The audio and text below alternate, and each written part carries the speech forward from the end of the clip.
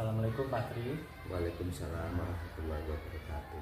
Di sini saya mohon maaf untuk mengganggu waktu panjenengan.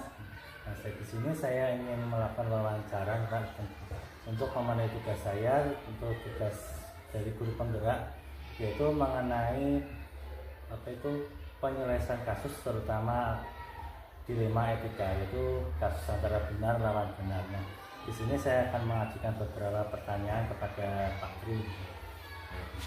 Untuk pertanyaan pertama ini Pak Tri, selama ini bagaimana Pak Tri dapat mengidentifikasi kasus terutama merupakan kasus dilema etika atau bujukan moral? Gitu.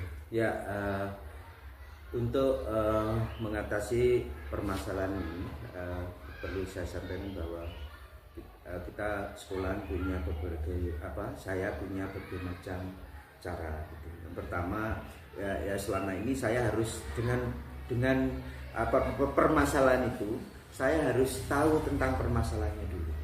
Ya, jadi saya harus tahu permasalahan dulu, kemudian kita juga menghubungkan dengan permasalahan anak dengan aturan sekolah yang ada. Ya, kalau misalnya anak itu punya berbagai macam permasalahan, misalnya anak itu sering terlambat, ya sering terlambat, tetapi anak itu punya niat sekolah yang tinggi, maka bahwa anak itu punya masalah, mungkin anak itu terlambatnya kan bukan tidak selalu terus menerus, maka kita harus mencari jalan yang efektif untuk menyelesaikannya. Ya, jadi dalam penyelesaian ini kita harus menyelesaikan yang sebaik mungkin. Jadi kita tidak boleh istilahnya memberikan keputusan yang salah dengan dengan kasus anak yang hanya seperti itu. Jadi kita betul-betul mempertimbangkan keputusan-keputusan itu antara pribadi anak, masalah pribadi anak dengan aturan sekolah yang sebaik-baiknya. Terus selama ini bagaimana Pak Tri menjalankan pengambilan keputusan, terutama untuk kasus-kasus di mana ada dua kepentingan yang sama-sama benar, atau di sini sama-sama mengandung nilai kebajikan? Baik, untuk mengambil keputusan ini kan hal yang mungkin yang kita harus betul-betul jeli. Kita harus betul-betul keputusan kita itu harus bisa dipertanggungjawabkan, dipertanggungjawabkan, karena secara otomatis yang saya lakukan adalah kita harus berdiskusi dengan semua pihak, gitu ya. Kita harus bermusyawarah dengan kedua pihak untuk menyelesaikan masalah ini. Kita harus mendengarkan pendapat orang lain, ya. Kita juga harus, jadi kita tidak boleh hanya sepihak saja. Jadi kita juga harus memutuskan ini yang bisa yang bisa diterima oleh semua pihak. Walaupun kita sulit semuanya itu kita lakukan, menyenangkan semua pihak itu kan sulit, tetapi kita berusaha agar keputusan yang kita ambil itu bisa bisa diterima oleh semua pihak, dan kita bisa memberikan keputusan yang secara adil. Itu yang saya lakukan. Jadi harus adil. Iya, harus adil. Nah, terus langkah-langkah apa yang bisa Pak Tri lakukan selama ini, terutama dalam kasus dilema etika? Ya, Yang pertama adalah langkah-langkahnya adalah kalau ada permasalahan ini kita harus tahu masalahnya apa gitu. Masalahnya apa? Kita mengidentifikasi mungkin permasalahannya yang bertentangan itu apa. Nah, itu yang harus kita lakukan. Kemudian mencari solusi secara adil. Jadi langkah-langkahnya itu. Jadi mencari solusi secara adil. Kemudian kita harus mengambil keputusan, Mas. Ya, mengambil keputusan. Keputusan ini kita betul-betul harus yang bisa diterima oleh semuanya. Ya, setelah mengambil keputusan kita tidak hanya membiarkan keputusan itu saja. Kita membuat rencana untuk kita membuat laporan membuat rencana untuk melaksanakan. Itu mungkin pendapat saya seperti itu. Terus hal apa saja yang mungkin selama ini Pak Tri anggap efektif dalam pengambilan keputusan terutama pas dalam dilema etika? Ya, pertama mungkin hal-hal yang efektif kita berdiskusi ya, Mas. Kita harus berdiskusi dengan semua pihak gitu ya, supaya kita mendengarkan kita mendengarkan semua pihak, pendapat semua pihak, supaya kita bisa menyelesaikan permasalahan ini dengan yang sebaik-baiknya. Ya, dengan bisa diterima oleh semuanya dan bisa melaksanakan seadil-adilnya. Terus ini Pak Tri, hal yang mungkin selama ini yang merupakan tantangan dalam pengambilan keputusan tersebut apa? Iya. Kalau tantangannya itu ya jelas ya, apapun yang kita lakukan, program rencana itu pasti ada tantangannya ya. Satu tantangannya kita ini mengambil keputusan kita tidak bisa menyenangkan semua pihak ya gitu. Walaupun kita sudah berusaha, jadi kita tidak bisa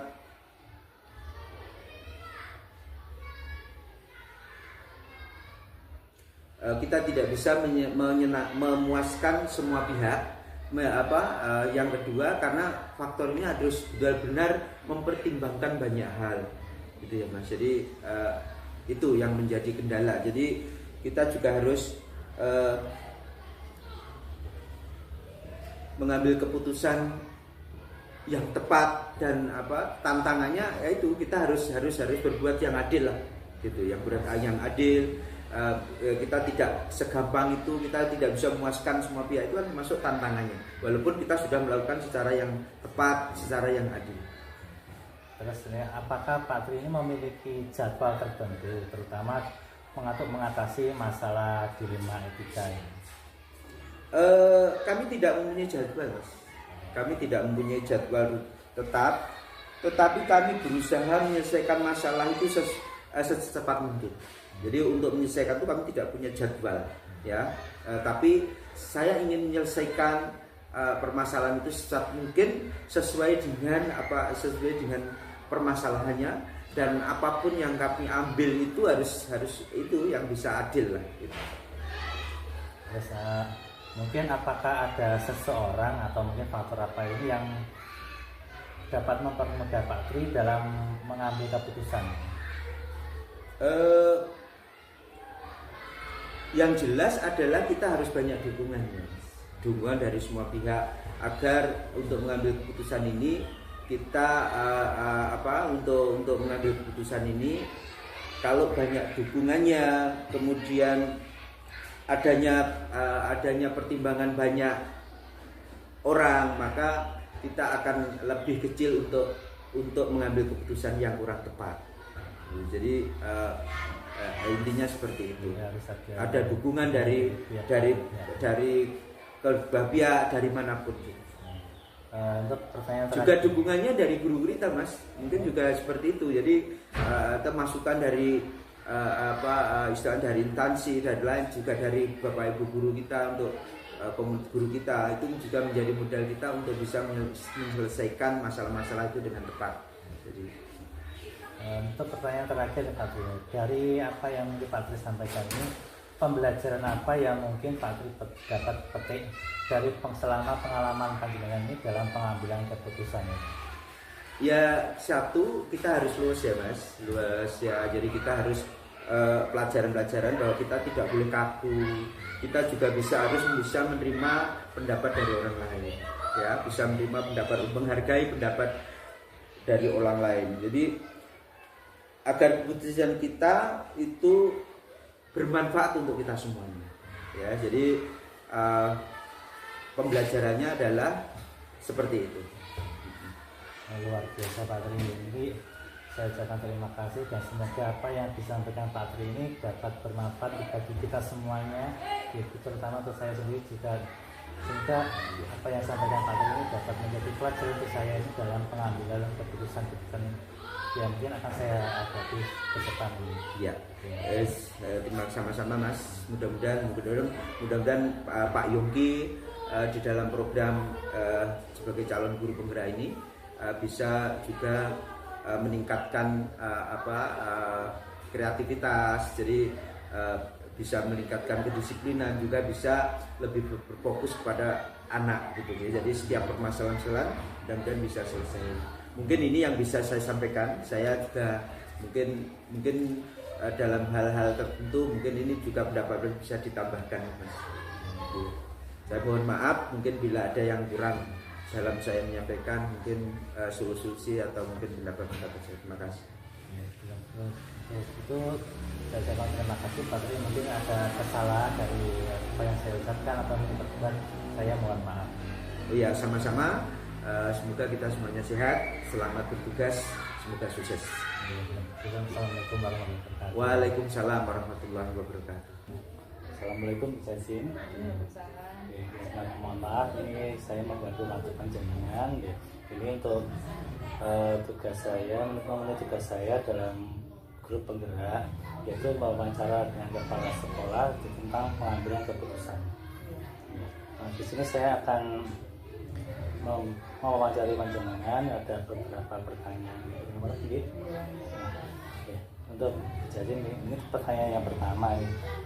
Selama ini bagaimana Bu Jasin dapat mengidentifikasi terutama kasus-kasus yang merupakan dilema etika atau tujuan moral? Terima kasih. Berdasarkan kasus tersebut, adanya dilema etika karena harus memutuskan di antara pilihan yang sama-sama benar, dan sehingga kita harus mengidentifikasi antara dilema etika dan rujukan moral dapat dilihat dari alasan pembuatan keputusan. Jadi jika ada alasan yang masuk akal dan dibenarkan, maka masuk ke dalam dilema etika.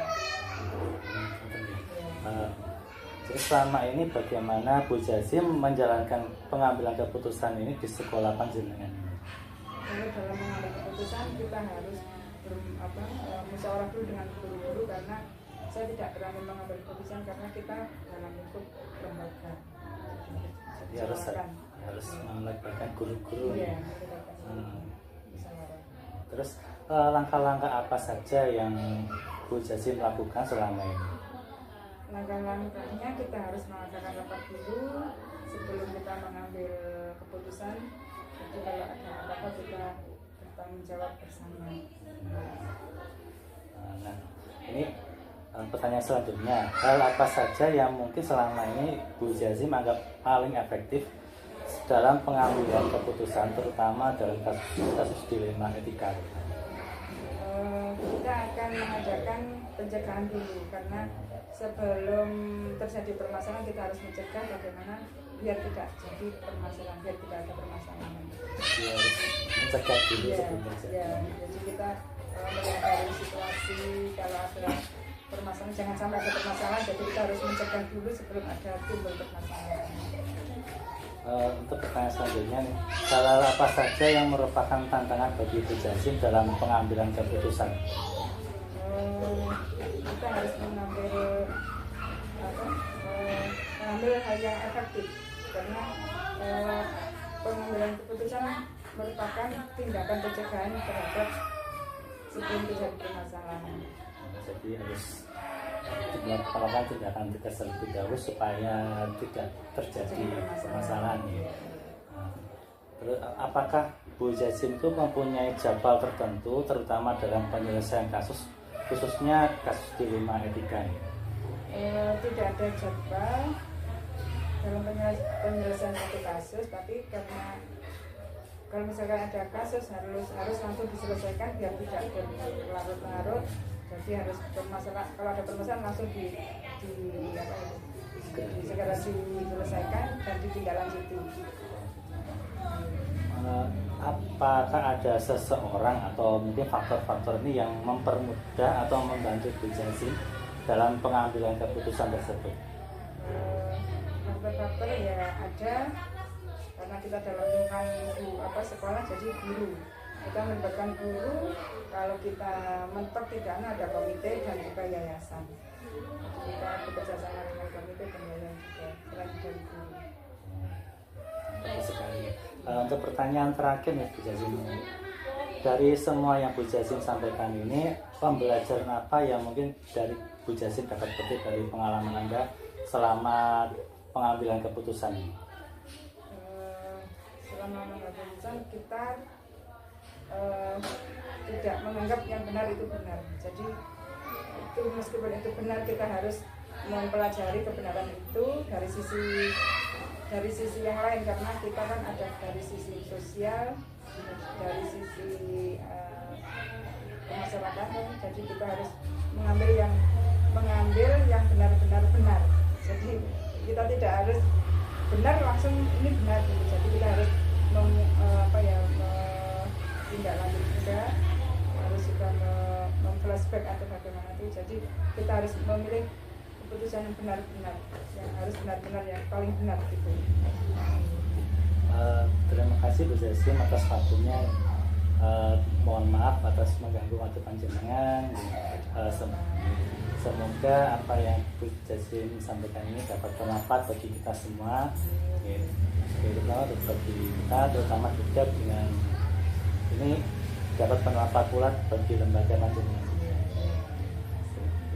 Terima kasih Bu Jazim. Assalamualaikum warahmatullahi wabarakatuh. Assalamualaikum Pak Pandu. Waalaikumsalam. Di sini tujuan saya di sini adalah mohon maaf untuk mengganggu waktu panjenengan. Tujuan saya di sini adalah ingin wawancara dengan Pak Pandu mengenai pengambilan keputusan. Oh ya, siap. Di sini saya akan memberikan ada 8 pertanyaan untuk Pak Pandu. Ya. Nah, untuk pertanyaan yang pertama, Pak Pandu, selama ini bagaimana Pak Pandu mengidentifikasi terutama kasus-kasus yang merupakan dilema etika atau bujukan moral? Nah, yang pertama adalah ya kita identifikasi itu tergantung kasusnya juga ya. Nah, jadi di sini adalah mengidentifikasinya antara dilema etika dan bujukan moral itu dilihat dari alasan pembuatan keputusan itu. Terus jika ada alasan yang masuk akal dan dibenarkan, maka masuk ke dalam dilema etika. Kalau bujukan moral itu kan berarti kan kita harus sesuai dengan keinginan kita, bukan etikanya berarti ya. Nah, ini. Selama ini bagaimana Pak Pandu menjalankan pengambilan keputusan terutama untuk kasus-kasus di mana ada dua kepentingan yang sama-sama benar? Ya, jadi kita melihat efeknya dari apa yang ditimbulkan dari keputusan kita. Keputusan kita itu kita lihat dari segi keseluruhan. Sekiranya nanti ini untuk kepentingan bersama, kita ambil keputusan itu meskipun sama-sama baik, tapi yang kita ambil adalah untuk kepentingan bersama. Jadi dia harus sesuai dengan kepentingan bersama. Ya, kepentingan bersama seperti itu. Nah, untuk selanjutnya nih, langkah-langkah apa saja yang biasanya Pak Pandu lakukan selama ini? Untuk yang mengambil keputusan tadi ya, yang jelas musyawarah mufakat ya. Kita kumpulkan dengan Bapak Ibu guru, terus kemudian kita berdiskusi di situ, terus kemudian kita putuskan secara bersama. Tidak ada yang tidak tahu, semuanya harus tahu seperti itu. Hal-hal apa saja yang selama ini Pak Pandu anggap paling efektif dalam pengambilan keputusan, terutama dalam hal dilema etika? Yang jelas itu efektif ya dalam pengambilan keputusan. Adanya tindakan reflektif sebelum terjadi permasalahan. Jadi seperti gimana? Jadi kita lihat dulu akar permasalahannya seperti apa, terus kemudian lihat situasi dan kondisinya, baru kita selesaikan bersama seperti itu. Harus benar-benar kondisinya, nggak ada yang misalkan ada masalah atau apa, tidak harus. Jadi semuanya harus keadaan fresh baru kita selesaikan bersama seperti itu.